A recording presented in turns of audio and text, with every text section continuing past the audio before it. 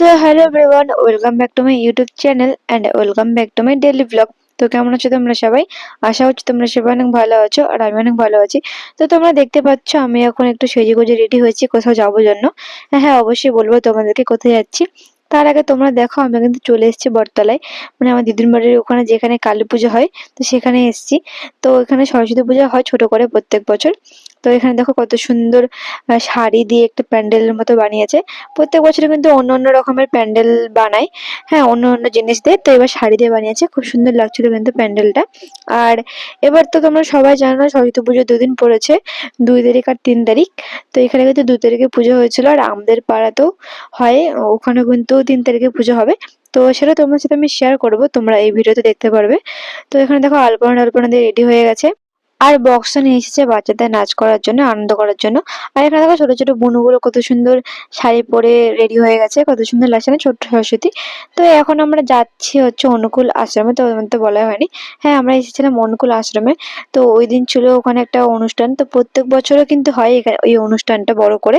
তো এবছর হয়েছিল, তো আমি আর মা এখন যাচ্ছি সেখানে। আমি মা দুজন গেছিলাম আর আরেকজন গেছিল। তো এখানে দেখো আমরা কিন্তু চলেও এসেছি আর এই মন্দিরটা কিন্তু নতুন করেছে। আগে কিন্তু আরেকটা মন্দির ছিল, সেটা পুরনো ছিল। তো এটা নতুন করেছে, মন্দিরটা কিন্তু ভালোই করেছে আবার। আর এখানে দেখো কত সুন্দর করে সাজিয়েছে মন্দিরটা। আর উপরে দেখো কত সুন্দর ঠাকুরের ছবি লাগিয়েছে।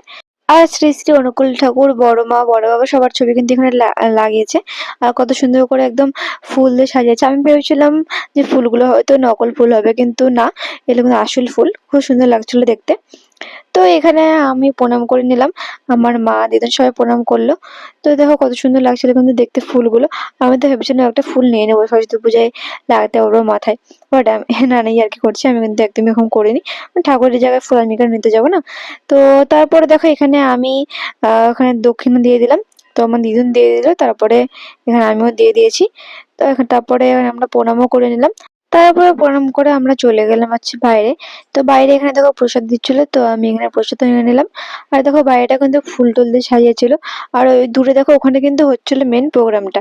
তো তারপরে আমরা চলে আসলাম হচ্ছে ভান্ডারাতে।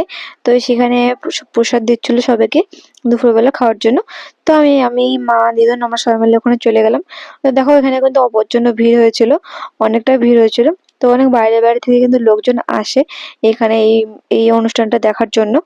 তো ওই জন্য দেখো অনেকটা এখানে ভিড় হয়েছিল, খাওয়ার এখানে ছিল আর প্রোগ্রামের ওখানেও কিন্তু অনেক ভিড় ছিল।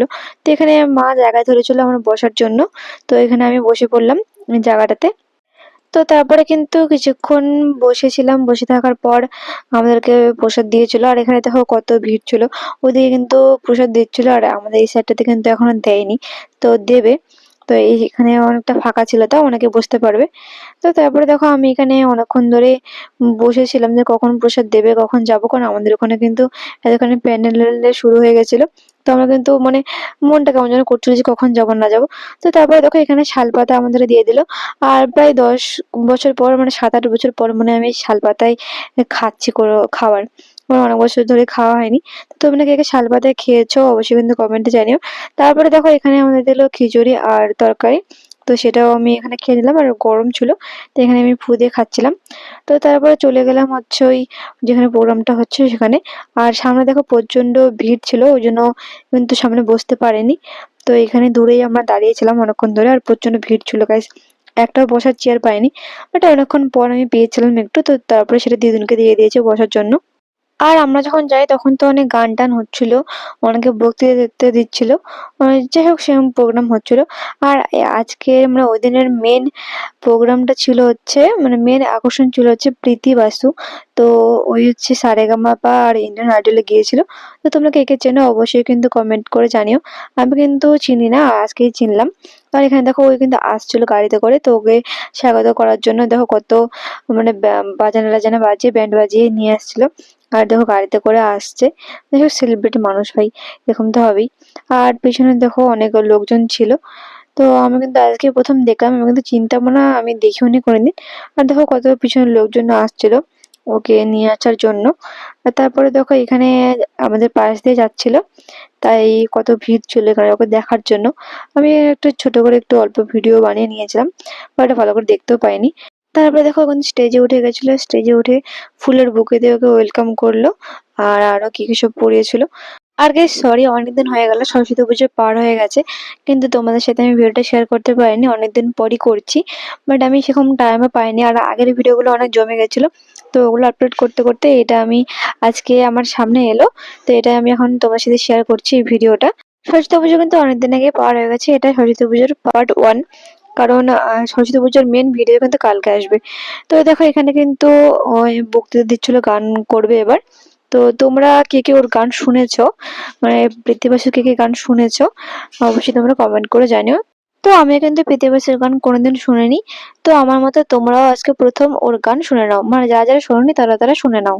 যখন নিজের মানুষদের কাছে আসি অনুষ্ঠান করতে, তখন আর নমস্কার বলি না, তখন যিনি আমাদের কেন্দ্রবিন্দু, যাকে ঘিরে আমরা এত মানুষ এক জায়গায় রয়েছি, তাকে স্মরণ করে অনুষ্ঠান শুরু করি, তাই তো?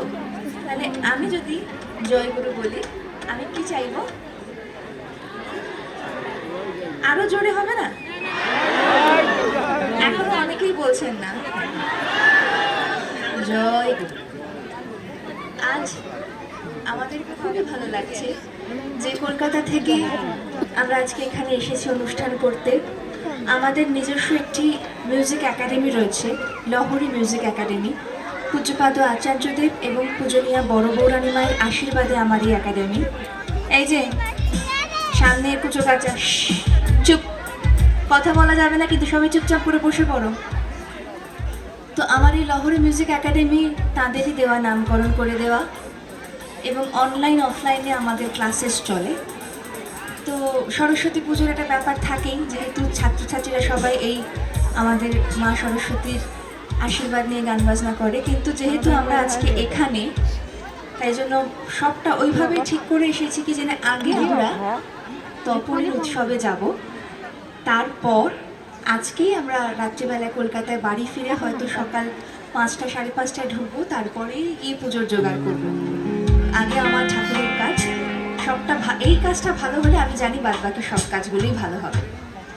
আপনারা এখানে যারা উপস্থিত রয়েছেন, আমি প্রীতি বসু যিনি রয়েছেন, আর আমাদের ঘোষক দাদা তিনি তো বললেনই, তাছাড়াও আমাকে কেউ দেখেছেন ইউটিউবে, চেনেন আমাকে? চেনেন? বাহ, চেনো তো, বাহ, ভেরি গুড। ঠাকুরের দয়া, আমি এই যে প্রীতি বসু আমাকে তৈরি করেছেন পূজনীয়া বড় বৌরানী মা, পূজ্যপাদ আচার্যদেব। আজকে আমি যেটুকুনি, যে যতটা আপনাদের কাছ থেকে ভালোবাসা পাই, সবটাই তাঁদের জন্য। তো পরম পিতার রাতুল চরণে, জগৎ জননী শ্রী বড় মার রাতুল চরণে, পরম পূজ্যপাদ শ্রী শ্রী বর্দার রাতুল চরণে, পূজ্যপাদ আচার্যদেবের রাতুল চরণে এবং গুরু পরিবারের প্রণব প্রতি প্রত্যেকের রাতুল চরণে আমার শতকোটি প্রণাম জানাই, এবং আপনাদের সকলকে জয়গুরু জানিয়ে আমরা আলটিমেটলি অনুষ্ঠান শুরু করছি। এবং আপনাদের কাছে সরি, অনেকটা সময় লেগে গেল আমাদের ব্যান্ড ব্যালেন্স করতে, কিন্তু এই সময়টা আমাদের লাগেই, জানেন তো, এত যন্ত্রপাতি রয়েছে, তো এগুলোকে একটু ব্যালেন্স করতে সময় লাগে। তার জন্য আমরা সত্যি দুঃখিত, আর ধন্যবাদ যে আপনারা এতটা সময় আমাদেরকে দিলেন বলে।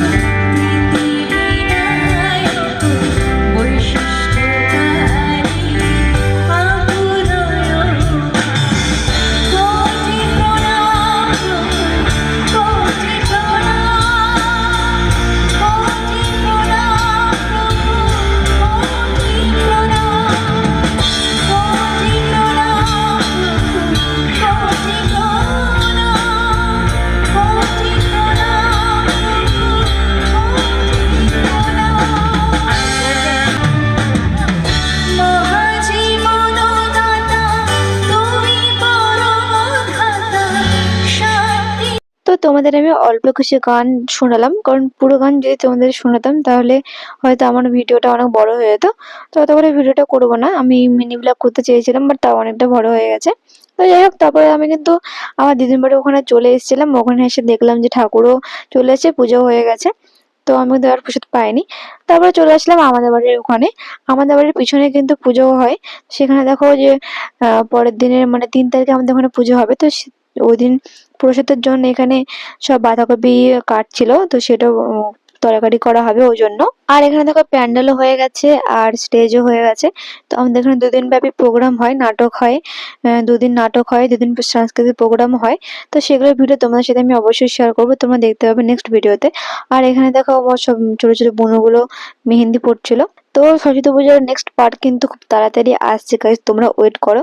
তো আজকের ভিডিও এতটুকুই। ভিডিও কেমন লাগলো অবশ্যই তোমরা কমেন্টে জানিও, আর ভালো লাগলে লাইক কমেন্ট শেয়ার আর সাবস্ক্রাইব করে দিও। বাই।